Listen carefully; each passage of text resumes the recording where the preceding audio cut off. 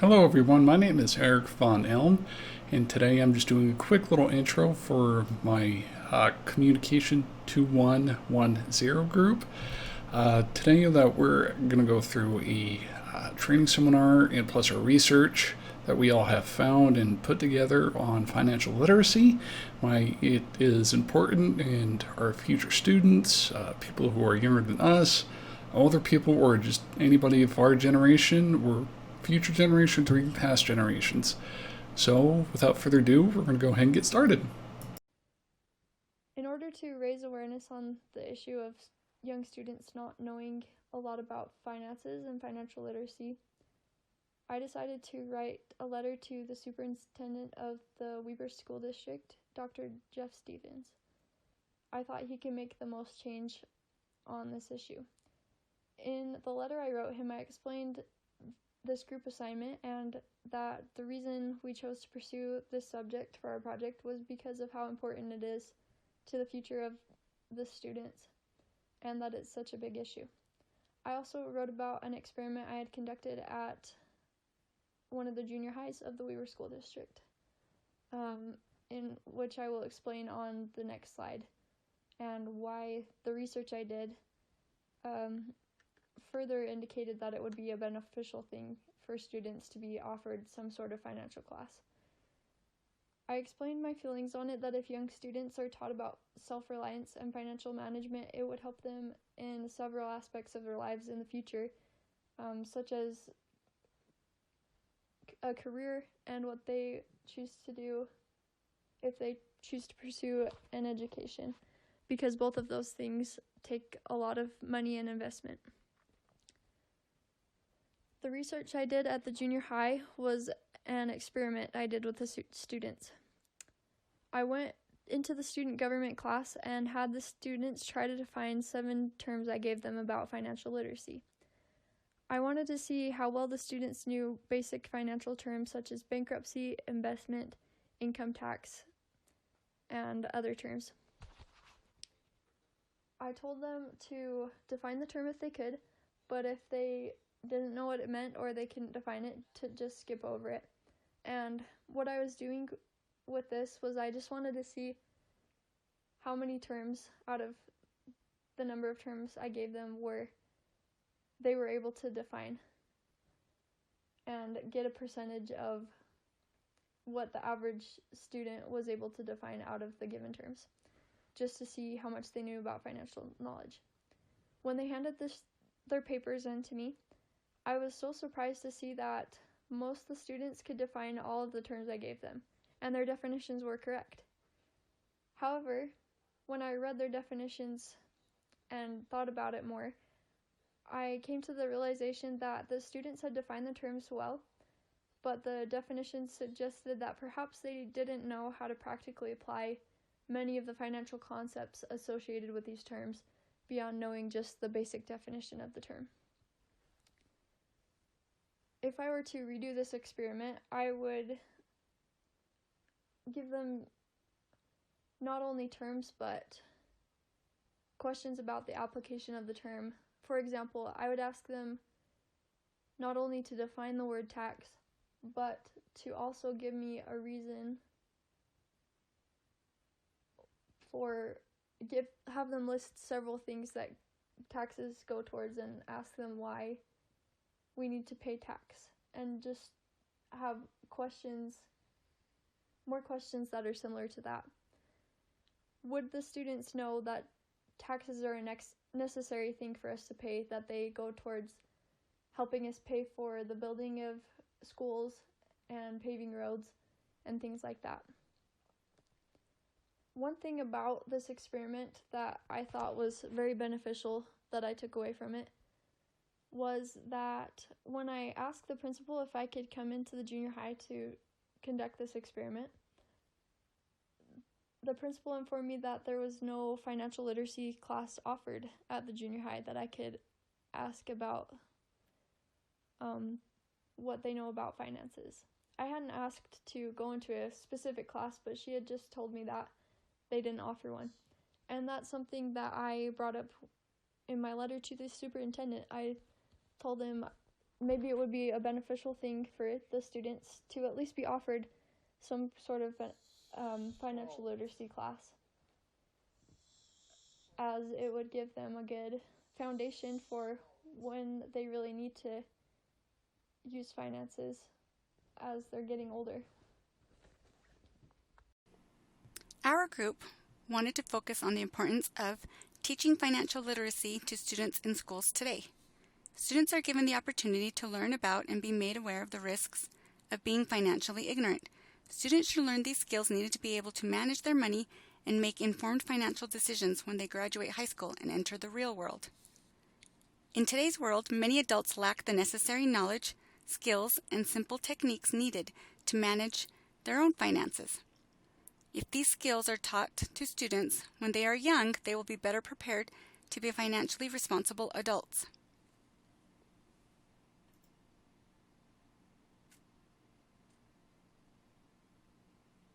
Financial literacy is the knowledge of money, currency, the knowledge and skills of how money is made, spent, and saved.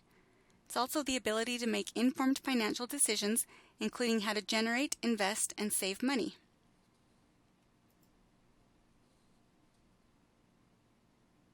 In today's world, many adults lack the necessary knowledge, skills, and simple techniques needed to manage their own finances. If these skills are taught to students when they are young, they will be better prepared to be financially responsible adults. Students need to be given this knowledge so that they will be able to make informed decisions on how to generate, invest, and save money. Financial literacy is important for students to be able to be prepared for when they are out in the real world. 20% of U.S. students will not complete high school on time and earn a diploma. 49% of U.S. employers recognize that talent shortages impact their ability to serve clients and customers. 36% of Americans say that they have at some point in their lives felt their financial situation was out of control. 91% of millennials wish they had greater access to entrepreneurial education programs.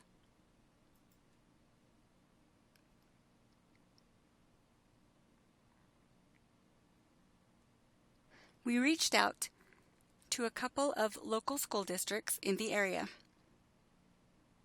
Davis School District and Weber School District. We asked if classes were available that focused on teaching financial knowledge to students, and if so, what programs or curriculum is being used.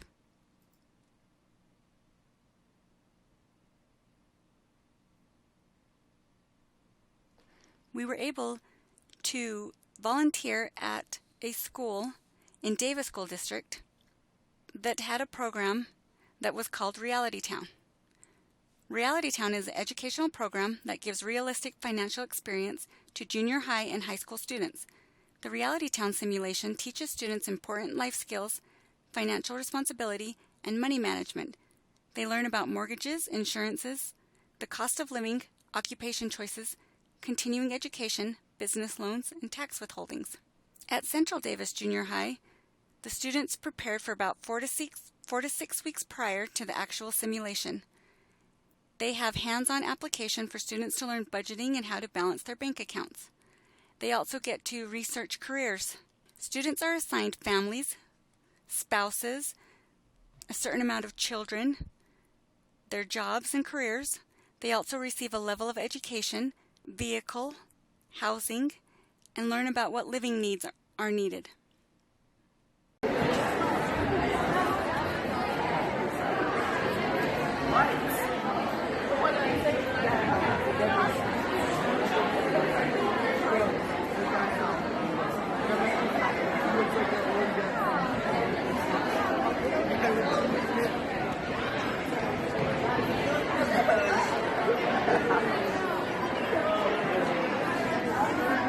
Kids going into the military, helping with Reality Town.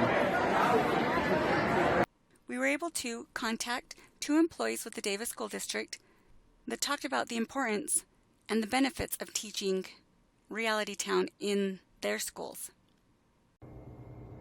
Reality Town teaches financial literacy skills and goal planning. The program customizes family scenarios and career choices. It teaches the students firsthand the financial ramifications caused by having a lack of education. They learn how important it is for them to make responsible financial decisions and the importance of staying out of debt. The program uses the students' GPA levels in correlation with the educational requirements of the various career options. Students who are failing out of school are not able to get jobs that require even a high school diploma. And C-average students cannot become doctors or lawyers. This system helps students to see if they really apply themselves now. There is a much wider range of options available to them. On the other hand, students who are not putting forth any effort or an effort in school are able to see drastically limited income potential. This has proven to be a substantial eye-opener for many students. Do you know how many times I've been asked, I need to get better grades so I can get a better job when I grow up? That's the whole point of the program. We were able to meet with a school counselor at Layton High that informed us of a financial course that is required at their school for their students to graduate. Davis School District, they also have JA BizTown, which is taught to students 4th to 6th grade, where they are able to learn entrepreneurship, financial literacy, work readiness. It's also a program similar to Reality Town. Hi everyone, it's Eric Von Elm. I'm doing my part of the presentation here. So just to start off, that so far, for my part, I actually reached out to one middle school I actually used to attend some a long time ago. Is that I reached out to Bendian Junior High School, which is located in about the areas of Taylorsville and West Jordan area, I want to say. It's just on the corner about 6200 South and about 2700 West. And that since I used to go there, and I kind of figured it'd be an even better idea to reach out to see my old teachers again, and plus to bring more of a educational experience. So I reached out to the middle school I used to attend. I asked if they offer classes to their students that teach or raise awareness of financial management, and if so, what type of classes or programs that such as do they often use. And actually, to my surprise, they did have a small segment of financial management course that is taught part of the CTE, which stands for Career Technical Education classes, which focuses a lot of career readiness, certain areas of technical education. Back when I used to do this, I focused more on the computer side to more getting more the what you call career readiness of the computers, networking, everything about I thought would be cool about computers or even robotics at the time. And it kind of differentiates more of a early start to a career path on what students have, getting a good idea of what they want it to be, and also what real world aspect might be. It is not as big extent, of course, but it does teach the students the importance of financial responsibility, and it does introduce them to basic financial concepts, such as I remember where we were given a small budget of, say, just fake $5,000, and we were given just a set of playing cards and, say, an occupation. See, in mine, I actually landed on a computer scientist, so I made a certain amount of money. Now I was supposed to have a family if I wanted to, provide for them, pay enough to have a house with healthy mortgage, have enough for food, water, amenities, everything you need to survive, clothes, and also for vehicles, gas, and all the toys, bells and whistles somebody might want.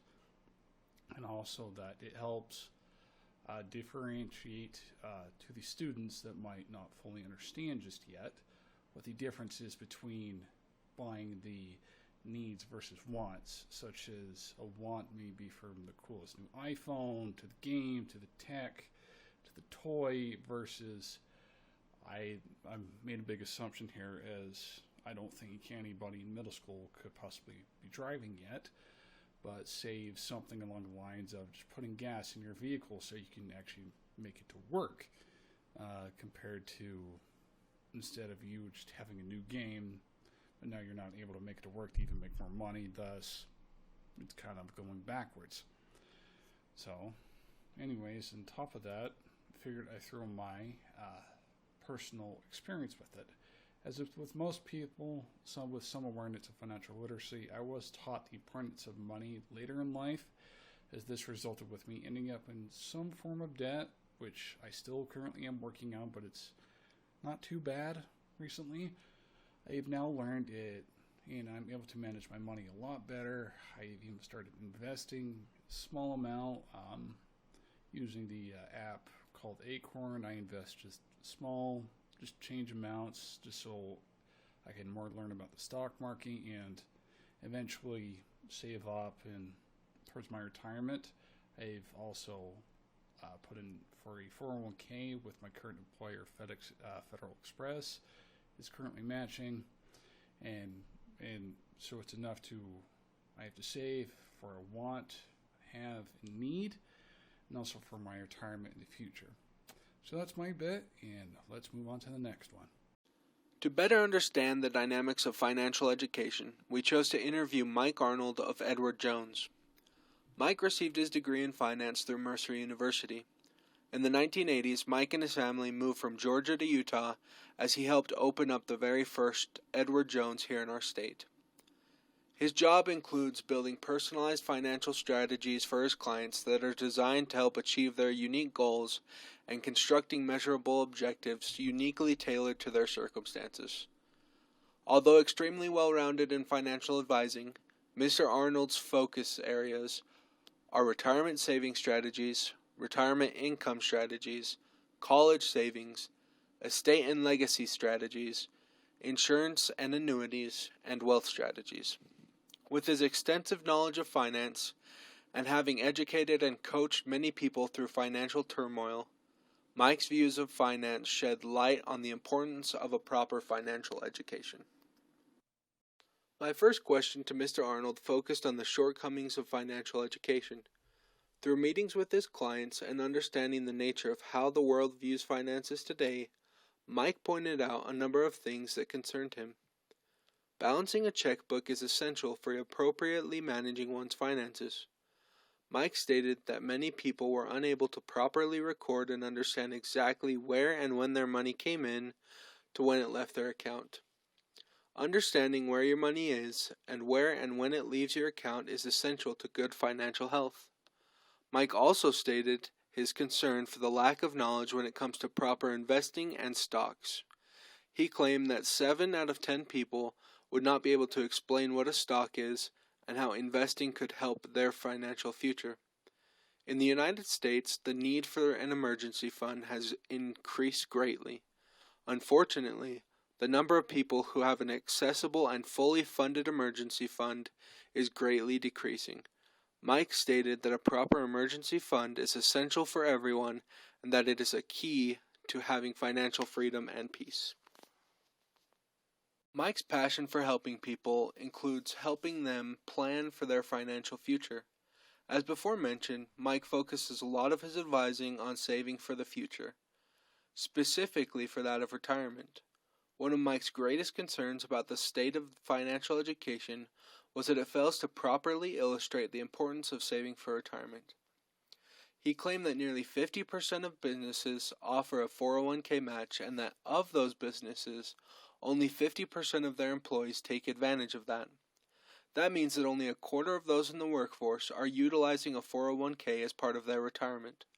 Mike then stresses the importance of learning to invest to better increase your retirement and prepare for your future. These concerns are extremely valid. Each one of the concerns presented helps lead to a financially stable life. Mr. Arnold believes that education can and should start early. These skills can be learned as early as elementary school and well within high school.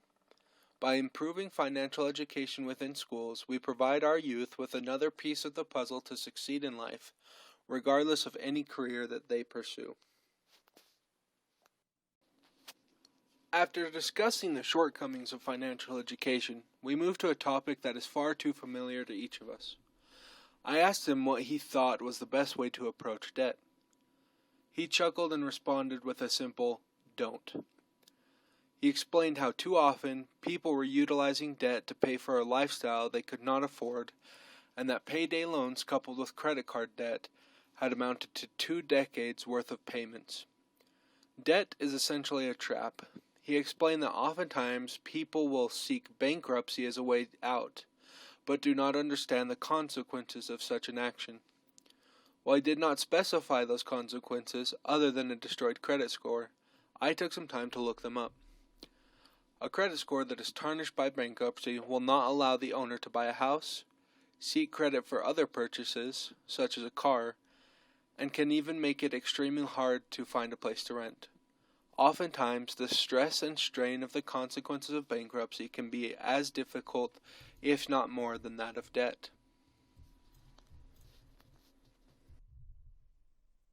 The interview with Mr. Arnold deemed extremely fruitful in understanding the betterment of financial education. During the interview, Mr. Arnold expressed the love he has for his job and for helping others achieve their financial goals. As a financial advisor, he directly impacts the financial education of many adults who visit him. The skills and goals that he helps people obtain are only accessible through proper financial instruction.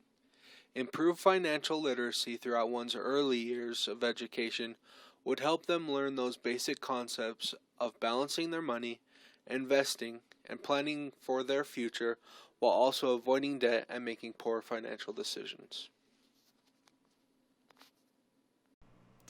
Hi everyone, it's Eric Von Elm. So that pretty much just wraps up our research studies and findings that we did on our chosen topic of financial literacy. We all thought this was a pretty interesting topic to work on, and we thought it was pretty informative, and we all had, and I'm sure I could speak for my 3 other group members, we all had tons of fun educating our future generations to come just how important financial literacy is. And here's all the credits right here of all the team members that put together their work on the PowerPoint, including myself. Thanks.